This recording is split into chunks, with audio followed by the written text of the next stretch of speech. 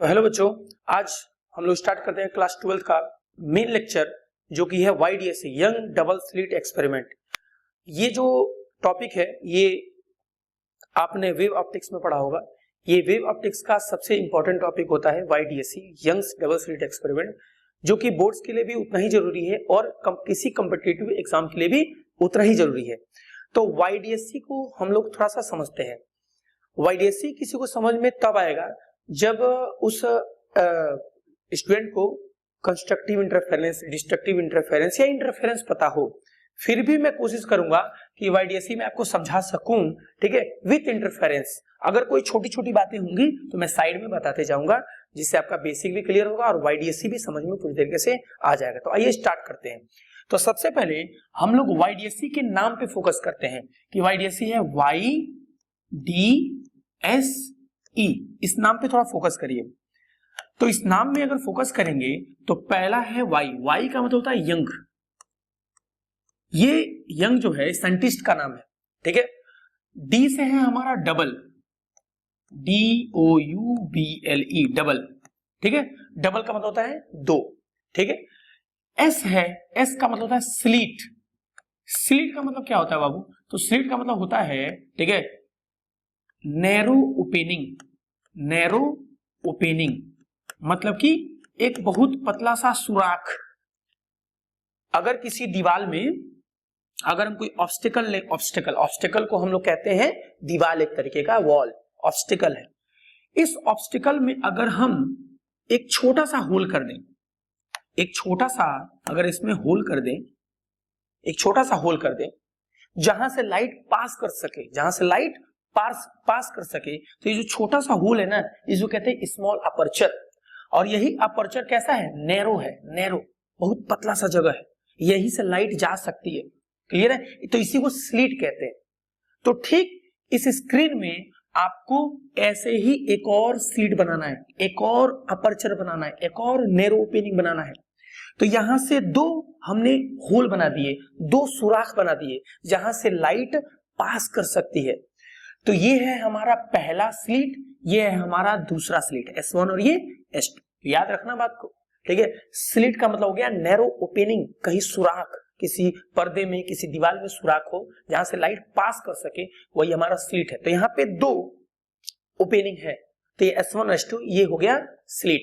तो दो होने की वजह से इसका नाम क्या हो गया? Double slit. क्या हो गया? डबल स्लिट हो गया, ठीक है। और ई से होता है एक्सपेरिमेंट, ई से हुआ एक्सपेरिमेंट।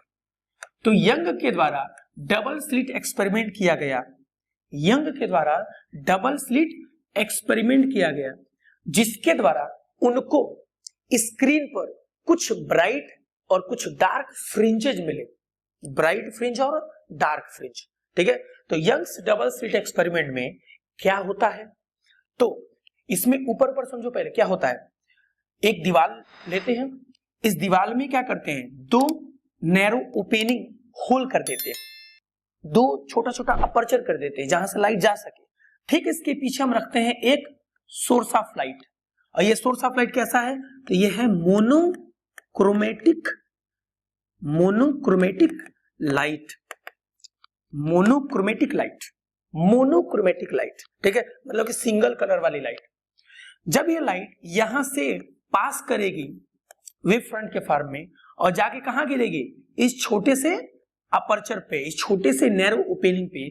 तो लाइट यहां से S1 S2 यहां से लाइट निकल के कहां जाके सीधे गिरेगी? जाके सीधे गिरेगी स्क्रीन पर। और स्क्रीन पर जहां पे जाके लाइट गिरेगी, S1 से निकलने वाली लाइट और S2 से निकलने वाली लाइट जाके जिस पॉइंट पर गिरेगी वहीं पर बनाएगी फ्रिंज। तो ये जो फ्रिंज होगा या तो डार्क होगा या तो ब्राइट होगा, ठीक है। यही दो तरीके का फ्रिंज बनता है जैसे हम लोग के जीवन में, ठीक है। बस दो ही तरीके के समय आते हैं, एक उजाला और एक अंधेरा।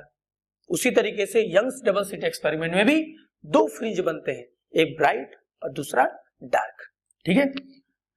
अब इसी ब्राइट और डार्क फ्रिंज को हमें इस एक्सपेरिमेंट में स्क्रीन पर देखना है, ठीक है। तो आपको इसका प्रैक्टिकली भी कराया जाता है फिजिक्स के लैबोरेटरी में, ठीक है, वहां पे कराया जाता है। लेकिन यहाँ पे हम बोर्ड्स और कॉम्पिटिटिव एग्जाम के लिए ये आपको डेरिवेशन दे रहे हैं। तो इस डेरिवेशन को थोड़ा ध्यान से देखिएगा, पढ़िएगा, आपको पूरा का पूरा डेरिवेशन एकदम अच्छे से समझ में आ जाएगा। बहुत सिंपल तरीके से समझाऊंगा। तो सबसे पहले आपको क्या करना है, सबसे पहले आपको करना क्या है कि एक ऑब्स्टिकल बनाना है। एक ऑब्स्टिकल मतलब एक दीवार बनाना है। तो हमने बनाया एक ऑब्स्टिकल, ध्यान दीजिएगा। उसके बाद इस ऑब्स्टिकल में आपको 2 होल बना लेने हैं। इस ऑब्स्टिकल में 2 होल बना लेने हैं, ठीक है। तो देखिए हम यहाँ पे 2 होल बना लेते हैं, एक यहाँ और एक यहाँ पे। यहाँ पे 2 होल बना लेते हैं, देखिए एक यहाँ पे और एक यहाँ पे, ठीक है। तो ये ही इसी दोनों होल से लाइट पास कर सकती है। तो ध्यान देना, ये दीवार है, इस दीवार में हमने 2 होल बना लिए, 2 अपर्चर बना लिए। अब ठीक इस दीवार के पीछे हम रखने जा रहे हैं source of light. Source of light जो कि क्या है, मोनोक्रोमेटिक है। मोनोक्रोमेटिक लाइट है, मतलब सिंगल कलर्स की लाइट है। मोनोक्रोमेटिक लाइट का मतलब सिंगल कलर्स की लाइट है, ठीक है। अब ये लाइट जब यहां से स्प्रेड आउट होगी और जाके कहां गिरेगी, तो जाके गिरेगी कहां पे, ऑब्स्टिकल के कॉर्नर पे, ऑब्स्टिकल के कॉर्नर पे। और जो लाइट ऑब्स्टिकल दीवार के ऊपर जाके गिर जाएगी, वो लाइट इस अपर्चर से पास ना होके रिफ्लेक्ट कर जाएगी या इस दीवार से ऑब्जर्व हो जाएगी, ठीक है। तो ध्यान दीजिएगा। तो मात्र हम 2 रे दिखा रहे हैं, एक रे ये और एक रे ये हो गया। तो एस से निकलने वाला एक रे जाके सीधे कहां गिरा, ऑब्स्टिकल के कॉर्नर पे, और ये भी जाके कहां गिरा, ऑब्स्टिकल के कॉर्नर पे। अब ऑब्स्टिकल के कॉर्नर पे गिरने के बाद ये लाइट क्या होगा, तो लाइट बेंड होगा। लाइट क्या होगा, बेंड होगा। तो ध्यान दीजिएगा, तो लाइट यहां से बेंड हुआ और जाके कहां गिरता है, स्क्रीन के किसी पॉइंट P पे। और S1 से निकलने वाला लाइट, ये S1 स्लिट है और ये S2 स्लिट है। तो S1 से निकलने वाला लाइट बेंड होके जाके कहां गिरता है, P पॉइंट पे। और ये दोनों जाके यहाँ पे क्या हो जाएंगे, सुपरपोज हो जाएंगे। क्या हो जाएंगे, जाके सुपरपोज। तो ध्यान दीजिएगा, ये पूरा का पूरा जो फिगर है वो हम वेव फ्रंट के द्वारा भी बना सकते हैं, वेव फ्रंट के द्वारा भी बना सकते हैं। लेकिन वेव फ्रंट बनाने की वजह से ये पूरा फिगर डल हो जाएगा, इसलिए हमने केवल रे बनाया है। क्या बनाया है, रे बनाया है, ठीक है। तो ध्यान दीजिएगा, तो S1 से और S2 से निकलने वाली लाइट जाके कहां गिरती है, पॉइंट P पे, और यहीं पे हो जाती है सुपरपोज। अब यही सुपरपोजिशन की वजह से इसी पॉइंट P पे या तो आपको फ्रिंज डार्क मिलेगा या तो ब्राइट मिलेगा। तो वो क्या मिलेगा वो आगे देखा जाएगा। आगे देखिए, अब आपको क्या करना है, अब आपको स्क्रीन के ऊपर एक सेंटर लेना है और S1 S2 के बीच का एक सेंटर लेना है। तो इसके पॉइंट को हमने मान लिया, इसके पॉइंट को मान लिया हमने C, इसके पॉइंट को मान लिया हमने O, और इन दोनों को मिला देते हैं। तो C से O तक का जो डिस्टेंस है उसको हम लोग कैपिटल D से डिनोट करते हैं, ठीक है।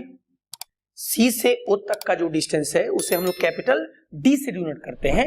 मतलब जो कैपिटल D है वो है distance between obstacle and screen, obstacle and screen. तो ये स्क्रीन हो गया और ये ऑब्स्टिकल हो गया। बात क्लियर हुई। चलिए, तो अब O से P तक का जो डिस्टेंस है वो हमने मान लिया y, और यही y, यही विड्थ निकालना है हमको। इसी विड्थ को इस एक्सपेरिमेंट में निकालना है, y ही हमें निकालना है। अब इस y निकालने के, इस y को निकालने के लिए क्या क्या करना पड़ेगा, आइए इसको देखते हैं, बहुत मजेदार है।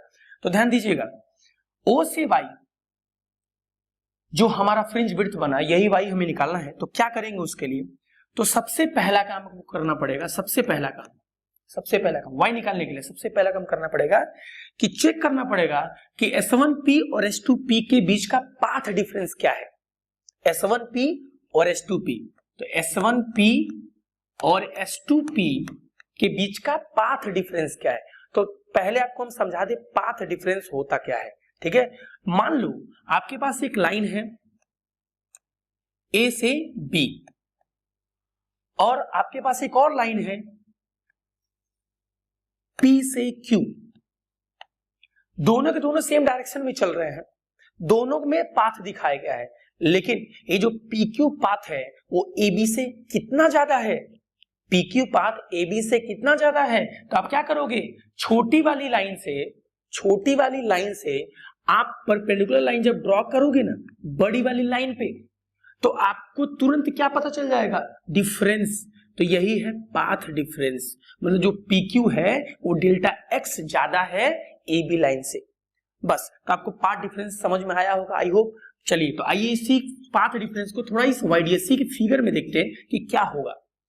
तो क्या करेंगे, पाथ डिफरेंस निकालने के लिए क्या किए हो, छोटी लाइन से एक परपेंडिकुलर लाइन ड्रॉ करोगे बड़ी वाली लाइन पे, तो आपको पाथ डिफरेंस दिख जाएगा। तो देखिए ध्यान से, ये S1P क्या है, छोटा सा पाथ आपको दिख रहा होगा, और S2P क्या है, एक बड़ा सा पाथ दिख रहा है। तो हम क्या करेंगे, छोटे से पाथ से एक परपेंडिकुलर लाइन ड्रॉ करेंगे बड़े वाले पाथ पे। जब बड़े वाले पाथ पे एक परपेंडिकुलर लाइन ड्रॉ करेंगे तो इस पॉइंट को हम मान लेते हैं N।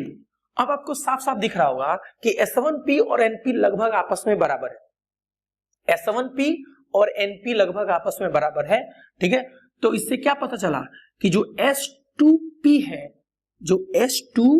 है वो S1P से S2N ज्यादा है, S2N ज्यादा है। तो क्या लिखे, S2N is equal to S2P minus S1P। इसी S2N को हम लोग क्या कहेंगे, पाथ डिफरेंस डेल्टा x कहेंगे, ठीक है। तो ध्यान दीजिएगा, S2P में से S1P निकाल दिया तो जितना बचा, कितना बचा, S2N, this is the path difference. और पाथ डिफरेंस को डिनोट किससे करते हैं, डेल्टा x से करते हैं, डेल्टा x से डिनोट करते हैं। बात क्लियर हो रही है ना। चलिए अब आगे आ गया, पहला काम तो हमारा हो गया कि पाथ डिफरेंस कैसे निकाला जाएगा ये चेक करें। तो पाथ डिफरेंस यही हो गया, ठीक है। अब इस पाथ डिफरेंस की एक्चुअल वैल्यू कितनी होगी ये हमें निकालना है, इस पाथ डिफरेंस की एक्चुअल वैल्यू कितनी होगी ये हमें निकालना है। तो ध्यान दीजिएगा, वो निकालने के लिए सबसे पहले आपको क्या करना पड़ेगा, सबसे पहले आपको देखना पड़ेगा कि आपका जो ये S1 S2 से निकलने वाला जो लाइट है, S1 S2 से निकलने वाला जो लाइट है वो कितने एंगल से बेंड हुआ है। तो मान लेते हैं ये थीटा एंगल से बेंड हुआ है, मान लेते हैं थीटा एंगल से बेंड हुआ है। तो अगर ये थीटा एंगल से बेंड हुआ तो मान लेते हैं ये भी क्या है, थीटा एंगल से ही बेंड हुआ है, ठीक है। तो अगर ये थीटा है तो बाबू यहां से लेके और यहां तक क्या होगा 90, तो केवल इतना क्या होगा 90 माइनस थीटा। तो 90 माइनस थीटा और प्लस 90 क्या बचेगा, केवल थीटा बचेगा। तो ये वाला एंगल हमको क्या मिल गया, थीटा मिल गया, ठीक है। तो इस तरीके से आप ये थीटा वाली वैल्यू निकाल सकते हो। चलिए, तो जब थीटा मिल ही गया तो हम पाथ डिफरेंस एक्चुअल में कितना होगा ये निकालते हैं। तो बाबू S1 S2 फिगर आपका है, ये S1 है, ये S2 है और ये आपका N हो गया। तो S1 S2 के बीच का डिस्टेंस हम मान लेते हैं कितना है, स्मॉल d, इसको मान लेते हैं स्मॉल d है। S1 S2 के बीच का डिस्टेंस मतलब दो स्लिट के बीच का जो गैप है वो स्मॉल d। S2N क्या है, डेल्टा x, और ये आपने क्या निकाला है, थीटा। तो बताओ थीटा के सामने वाला क्या होता है, परपेंडिकुलर, तो ये हो गया परपेंडिकुलर, ठीक है। ये हमारा 90 डिग्री है, ये S2N पे खींचा गया क्या है, ये 90 डिग्री है। तो 90 डिग्री के सामने वाला क्या होगा, हाइपोटेनियस होता है। याद रखेंगे ये जो S2N वाला पाथ था S2N, तो यहाँ पे क्या है 90 डिग्री है, ठीक है। तो 90 डिग्री के सामने वाला हाइपोटेनियस होता है और थीटा के सामने वाला परपेंडिकुलर होता है। तो आपको पता है कि इस ट्रायंगल में रिलेशन किसमें है, परपेंडिकुलर और हाइपोटेनियस में, और परपेंडिकुलर और हाइपोटेनियस में रिलेशन किसमें होता है, साइन थीटा में। तो sine theta is equal to क्या हो जाएगा, तो sine theta is equal to हो जाएगा परपेंडिकुलर अपान हाइपोटेनियस। तो delta x upon small d, then delta x is equal to d sine theta, d sine theta. This is the actual path difference, delta x is equal to d sine theta. ये हमारा path difference, पक्की बात है। तो path difference तो निकल गया, लेकिन अगला टारगेट हमारा क्या, टारगेट हमारा है y निकालना, टारगेट हमारा है y निकालना। तो y कैसे निकालेंगे, तो ध्यान दीजिए, ये आप देख रहे हो O से P तक का डिस्टेंस y है। अब ये y हम तब निकाल सकते हैं जब यहाँ पे कोई एक राइट एंगल ट्रायंगल हमें मिल जाए। तो ध्यान दीजिएगा, यहाँ आपके सामने एक राइट एंगल ट्रायंगल दिख तो रहा है, लेकिन ये ट्रायंगल यहीं पे खत्म हो गया, पूरे ऑब्स्टिकल तक नहीं गया। तो हमें एक ऐसा राइट एंगल ट्रायंगल चाहिए जो स्क्रीन से लेके ऑब्स्टिकल तक का हो। तो ऐसा कोई राइट एंगल ट्रायंगल इसमें नहीं दिख रहा है। तो हम उसके लिए क्या करेंगे, हम उसके लिए क्या करेंगे, सी से पी तक एक लाइन ड्रॉ करेंगे। ये कंस्ट्रक्शन हो गया, ये कंस्ट्रक्शन हो गया कि सी से पी तक एक लाइन ड्रॉ करेंगे। तो आप ध्यान से देखो, सी से पी और पी से ओ और सी से ओ, एक राइट एंगल ट्रायंगल बन गया आपके सामने। अब आराम से आप क्या निकाल सकते हो, वाई निकाल सकते हो, ठीक है। अब कहोगे ये वाला ये थीटा, तो ये कितना होता है, ये भी क्या होगा, लगभग थीटा ही होगा। क्यों?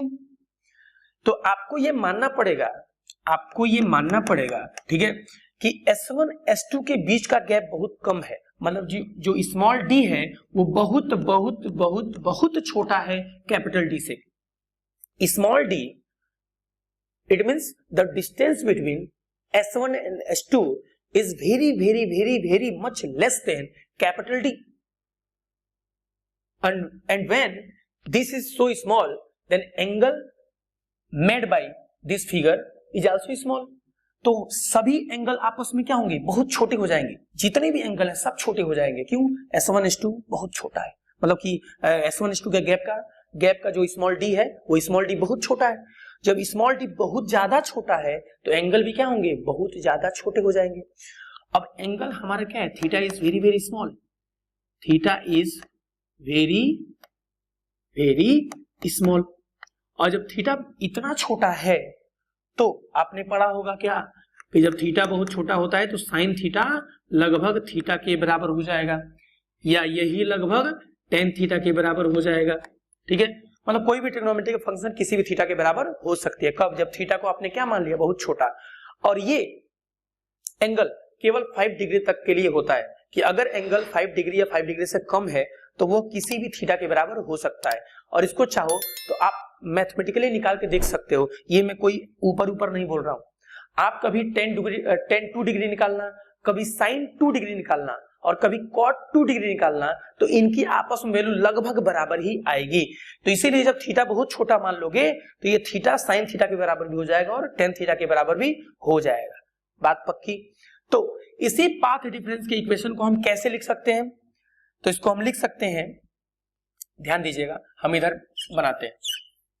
अब हम इसको लिख सकते हैं क्या, delta x is equal to D sine theta है।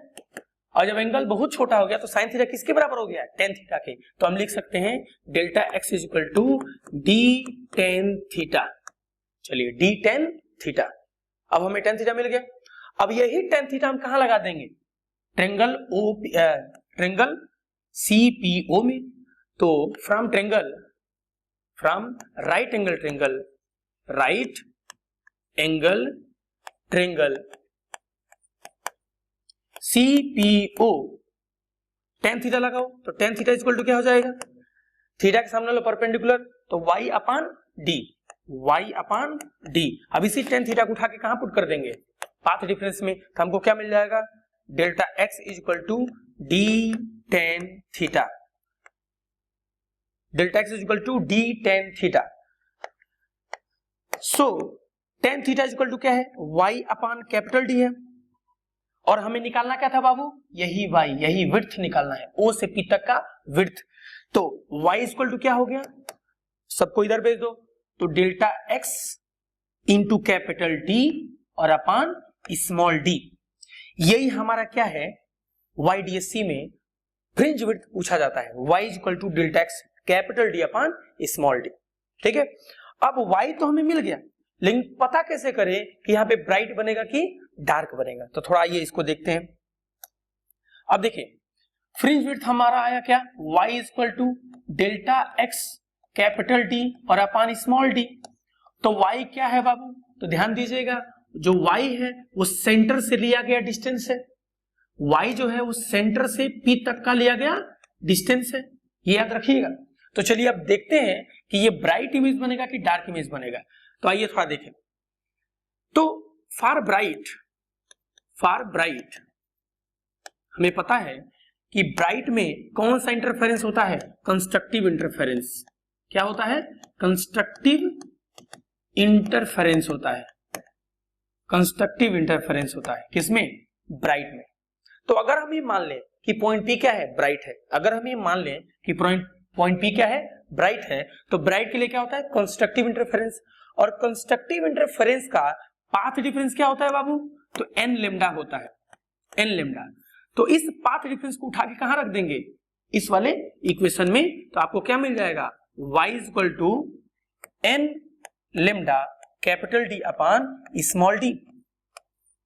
तो ये वो y है जो कि आपको बताएगा कि इस स्क्रीन पर ब्राइट कहां कहां बनेगा। ध्यान दीजिएगा, ये वो y है जो कि आपको बताएगा कि इस स्क्रीन पर ब्राइट कहां कहां बनेगा। तो ध्यान दीजिएगा, n की वैल्यू अगर हम मान ले, यहां पे क्या ले लें? 0 1 2 3 4, तो प्लस माइनस आप ले सकते हो क्योंकि n क्या है? इंटीजर है। n है हमारा इंटीजर, और इंटीजर जो होता है उसमें पॉजिटिव नंबर भी होता है और नेगेटिव नंबर भी होता है। तो ध्यान दीजिएगा, अगर हम n की वैल्यू 0 रखें तो y की वैल्यू क्या आएगी? 0। ध्यान दीजिएगा, अगर n की वैल्यू 0 रखें तो y की वैल्यू क्या आएगी? 0। इसका मतलब अगर हम y को 0 करें तो पॉइंट P कहां जाएगा? अगर हम y को 0 कर दें तो पॉइंट P कहां जाएगा? पॉइंट P चला जाएगा स्क्रीन के सेंटर पे। मतलब कि पहला ब्राइट हमारा कहां बनेगा? तो पहला ब्राइट बनेगा स्क्रीन के सेंटर पे।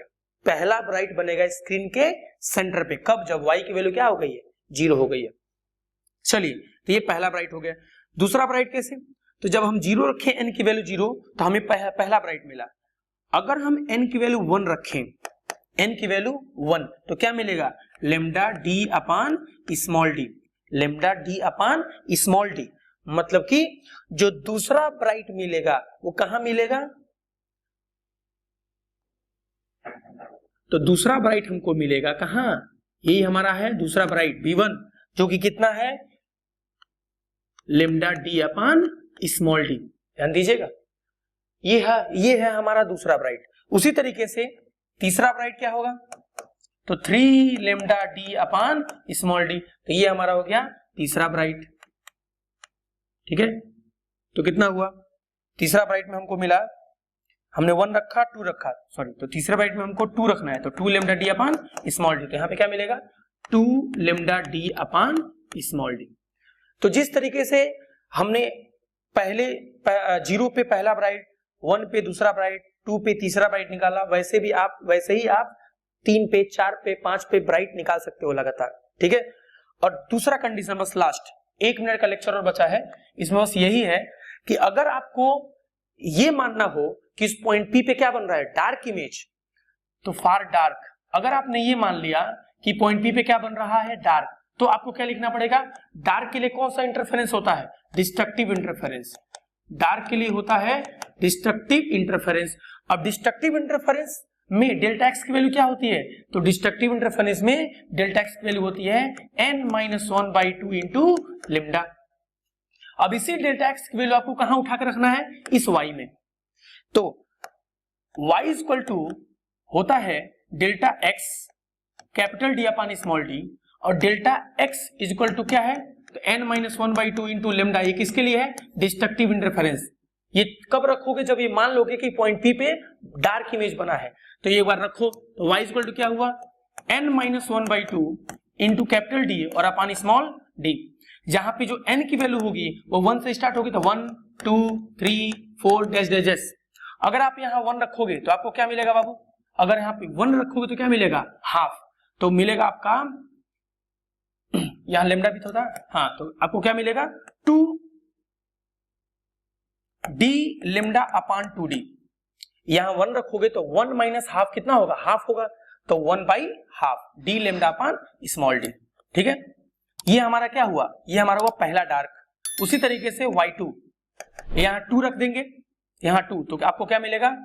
2 रखने से आपको मिलेगा 3 लेमडा कैपिटल डी अपान 2d। उसी तरीके से जब 3 रखो तो क्या मिलेगा?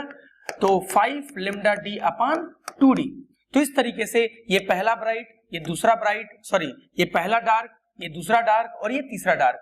तो ये जो पहला डार्क, दूसरा डार्क और तीसरा डार्क है, ये कहां बनेगा? तो ध्यान दीजिएगा, स्क्रीन में जो पहला ब्राइट है और जो दूसरा ब्राइट है, तो पहले से दूसरे ब्राइट के बीच का लेंथ कितना है, तो लेंथ है lambda D upon small D. और थोड़ा यहां देखो तो पहला जो डार्क है उसका लेंथ कितना है, डी लेमडा अपॉन 2d, मतलब कि ठीक इसका आधा है, अपॉन 2d है 2d, तो ठीक इसका आधा, मतलब कि डार्क कहां बनेगा, B1 और B0 के बीच में पहला डार्क बनेगा, मतलब दो ब्राइट के बीच में एक डार्क बनेगा। उसी तरीके से दूसरा डार्क कहां बनेगा, तो दो ब्राइट के बीच में, तो B2 और B1 के बीच में दूसरा डार्क बनेगा D2। उसी तरीके से अगर B3 हमारा अगला ब्राइट है तो B2 और B3 के बीच में अगला डार्क बनेगा D3। तो इस तरीके से YDSC में आप किसी स्क्रीन पर लगातार डार्क ब्राइट फ्रिंज दिखा सकते हैं। तो यहाँ पे हुआ आपका लेक्चर कंप्लीट YDSC, और ये डेरिवेशन आप अच्छे से तैयार करेंगे तो आपको आपके लिए एग्जाम में कम से कम 4 से 5 नंबर रखे हुए हैं। तो थैंक यू सो मच। अगर आपको पसंद आए तो लाइक करिएगा, शेयर करिएगा, दोस्तों में शेयर करिएगा ताकि हमारी फैमिली और बड़ी हो सके। Thank you so much.